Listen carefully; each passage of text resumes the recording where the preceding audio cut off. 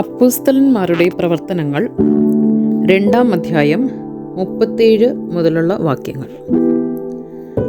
ആദ്യ ക്രൈസ്തവ സമൂഹം ഇത് കേട്ടപ്പോൾ അവർ ഹൃദയം നുറങ്ങി പത്രോസിനോടും മറ്റ് അപ്പോസ്തലന്മാരോടും ചോദിച്ചു, സഹോദരന്മാരെ, ഞങ്ങൾ എന്താണ് ചെയ്യേണ്ടത്?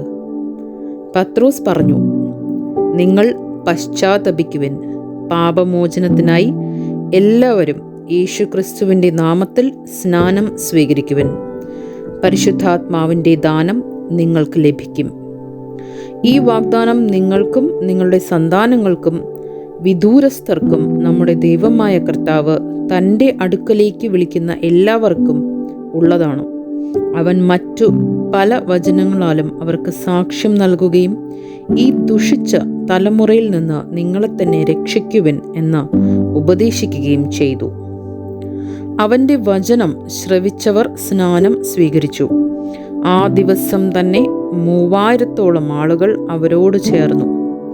അവർ അപ്പോസ്തലന്മാരോട് പ്രബോധനം, കൂട്ടായ്മ, അപ്പം മുറിക്കൽ, പ്രാർത്ഥന എന്നിവയിൽ സദാ താൽപര്യപൂർവ്വം പങ്കുചേർന്നു.